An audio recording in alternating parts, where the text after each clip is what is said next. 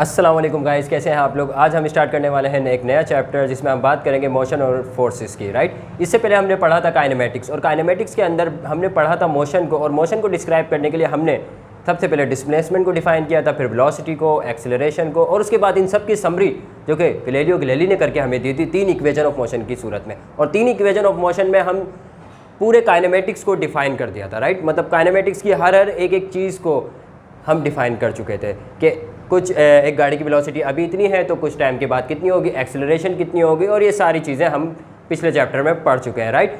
लेकिन हमने उसमें मोशन को पढ़ा था विदाउट रेफरेंस ऑफ फोर्स, और इसमें हम पढ़ने वाले हैं विद रेफरेंस ऑफ फोर्स। इसका मतलब ये हुआ कि भाई पिछले चैप्टर में जब हम पढ़ रहे थे कि एक ऑब्जेक्ट या एक बॉडी है जिसकी इनिशियल वेलोसिटी है vi, जो कि लेट से 0 या कुछ भी हो सकती है, 0 से अलावा भी हो सकती है, राइट। और मैं कहता हूँ कि इसको मैं कुछ टाइम तक देखता हूँ जिसका जो टाइम t है, और कुछ टाइम के बाद इसकी वेलोसिटी चेंज हो जाती है, vi से vf हो जाती है। क्यों? क्योंकि पीछे यूनिफॉर्म एक्सेलरेशन मौजूद है, राइट। और यूनिफॉर्म एक्सेलरेशन का मतलब ये है कि इसकी वेलोसिटी यूनिफॉर्मली बढ़ रही है। यूनिफॉर्मली बढ़ती बढ़ती लेट से इसकी वेलोसिटी फाइनल 10 मीटर पर सेकेंड हो जाती है, राइट। तो ये सारी चीज़ें तो हमने काइनेमेटिक्स में डिफाइन कर दी थी बहुत अच्छे से, लेकिन यहाँ समझने वाली बात ये है कि भाई इसकी जो वेलोसिटी थी वो 0 से 10 तक पहुँची, तो पहुँची कैसे। कोई एक ऑब्जेक्ट है, अगर मैं उसको रखा हुआ देख रहा हूँ और मैं इसको 10 सेकेंड, 15 सेकेंड, 1 घंटा, 1 डेज या कितने ही देर तक देखता रहूँ, इसकी वेलोसिटी तो हमेशा 0 ही रहेगी, राइट। इसकी वेलोसिटी चेंज नहीं होगी। तो ये जो वेलोसिटी का चेंज आ रहा है, इसके पीछे कौन है? ये वेलोसिटी का चेंज आया तो आया कैसे, राइट। तो इसका मतलब इसके पीछे कोई ना कोई फिजिकल क्वांटिटी छुपी है, और वो क्या फिजिकल क्वांटिटी है हमें यही जानना है। और वो जो फिजिकल क्वांटिटी है वो फोर्स है, राइट। क्योंकि इसकी वेलोसिटी खुद ब खुद चेंज नहीं होगी। अगर कोई ऑब्जेक्ट रुका हुआ है तो वो रुका ही रहेगा, राइट। लेकिन जब हम उस पर फोर्स अप्लाई करेंगे, उसको पुश करेंगे, पुल करेंगे, राइट से इसको हमने आगे की तरफ फोर्स अप्लाई की, तभी तो इसकी वेलोसिटी चेंज हो रही है, वेलोसिटी इंक्रीज हो रही है। और जितनी तेज़ी से हम इसको आगे की तरफ बढ़ाएंगे, फोर्स लगाएंगे, उतनी ही ज़्यादा इसकी वेलोसिटी तेज़ी से इंक्रीज होगी। तो इसका मतलब ये है कि जो वेलोसिटी में चेंज आ रहा है ये किसकी वजह से आ रहा है? फोर्स की बाइस आ रहा है। सिमिलरली अगर एक ऑब्जेक्ट जो कि मूव कर रहा है, लेट्स से ये ऑब्जेक्ट 10 मीटर पर सेकंड की वेलोसिटी से मूव कर रहा है, और अब हमें इस ऑब्जेक्ट को रोकना है, राइट। इसको जल्दी से रोकना है इस ऑब्जेक्ट को, और ये स्पीड से मूव कर रहा है 10 मीटर पर सेकंड की स्पीड से। तो ये इस डायरेक्शन में मूव कर रहा है, तो मुझे फोर्स इस डायरेक्शन में लगानी पड़ेगी। इसका मतलब इस ऑब्जेक्ट को रोकने के लिए भी हमें क्या अप्लाई करनी पड़ेगी? फोर्स। ये सेम बात ऐसे ही है जैसे फॉर एग्जाम्पल किसी आपके दोस्त ने बॉल ली और आपकी तरफ थ्रो कर दी ना, राइट। अब आपने उस बॉल का क्या पकड़ना है? कैच पकड़ना है। तो इसका मतलब वो बॉल जो है वो आपकी तरफ मूव करती हुई आ रही है,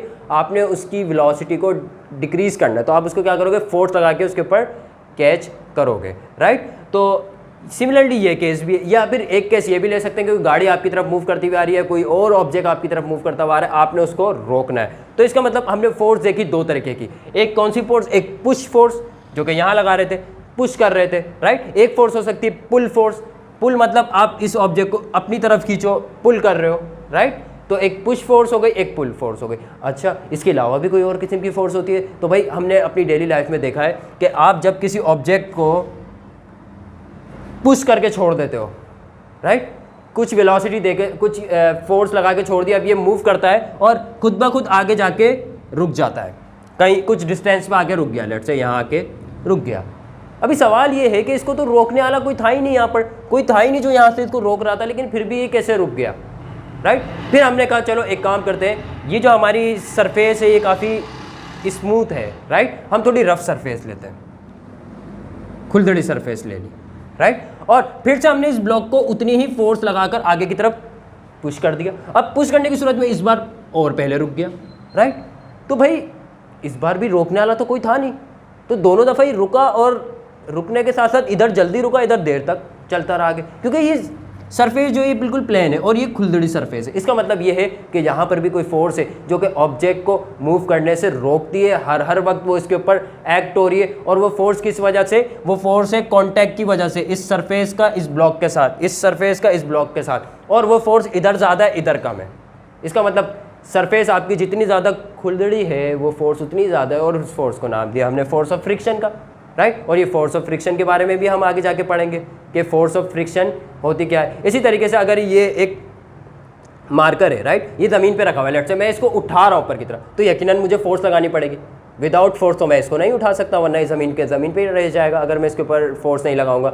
तो मैं इसके ऊपर फोर्स लगा रहा हूँ, और जैसे ही मैं इसको यहाँ छोड़ रहा हूँ ये वापस नीचे की तरफ जा रहा है। तो इसका मतलब अर्थ भी इसके ऊपर कोई फोर्स लगा रहा है और उस फोर्स को हम नाम देंगे ग्रेविटेशनल फोर्स का, वो भी हम आगे जाके पढ़ेंगे। तो इसका मतलब ये काइंड ऑफ फोर्स है अलग अलग किस्म की, अलग अलग जगहों पर एक्ट हो रही है। सिमिलरली मैं अपना हाथ को लेकर इसकी बोर्ड की तरफ ऐसे तेज़ी से लेके जा रहा हूँ, राइट, लेकिन ये बोर्ड पे टकरा के रुक गया ना, मैं तो फोर्स इस तरफ लगा रहा था, मेरा हाथ रुका, इसका मतलब मेरे हाथ पे अपोजिट फोर्स लगाई, किसने लगाई, इस बोर्ड ने लगाई। तो इसका मतलब ये बोर्ड भी मेरे हाथ पे फोर्स लगा रहा है जो कि अपोजिट डायरेक्शन में, जिसने मेरे हाथ को रोक लिया। क्योंकि आपको मालूम है कि जब एक ब्लॉक पे इधर से भी फोर्स लगाओ, इधर से भी फोर्स लगाओ और दोनों ही फोर्स इक्वल हो, F1 यहाँ से लगा रहे हो, F2 यहाँ से लगा रहे हो, और मैं कह रहा हूँ F1 F2 के बराबर है, इक्वल अमाउंट की फोर्स लगा रहे हो दोनों तरफ से, तो ब्लॉक मूव ही नहीं करेगा, बीच में पड़ा ही रह जाएगा। सिमिलरली मैंने इधर तेज़ी से फोर्स लगाई, उतनी ही फोर्स इसने मेरे हाथ पे लगाई, तो जब भी तो मेरा हाथ आगे नहीं जा रहा, अदरवाइज मेरा हाथ ये दीवार तोड़ के आगे निकल जाता अगर मैं ज़्यादा फोर्स लगाता तो, राइट। तो इसका मतलब एक किस्म की फोर्स ये भी हो सकती है, इसे हम नॉर्मल रिएक्शन के नाम से जानेंगे कि हम अपने हाथों से इसको फोर्स लगा रहे हैं और मतलब फोर्स लगा रहे हैं और इसके एटम को रिपेल कर रहे हैं पीछे की तरफ हमारे इलेक्ट्रॉन, और बदले में वो भी यही काम कर रहे हैं, राइट। एक और फोर्स हो सकती है, जैसे फॉर एग्जांपल एक रॉप है, लेट से जूम करके दिखा रहा हूँ मैं आपको, एक रस्सी है, राइट, इसका एक हैंड मैंने एक जगह से बांध दिया ना, फिक्स कर दिया, और दूसरे हैंड को यहाँ से पकड़ के मैं खींच रहा हूँ, राइट। अब मैं खींच रहा हूँ, मैं चाह रहा हूँ कि ये रस्सी बीच में से टूट जाए, लेकिन ये टूट नहीं रही।